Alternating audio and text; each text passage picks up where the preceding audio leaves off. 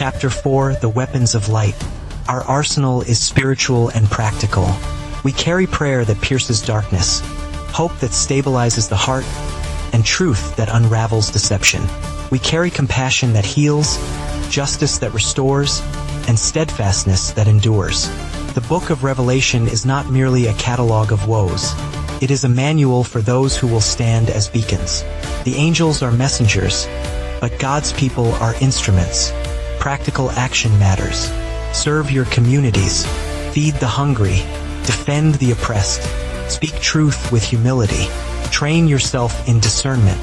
Study scripture with rigor. Build strong relationships that can withstand trials. Prayer without action is incomplete. Action without prayer is powerless.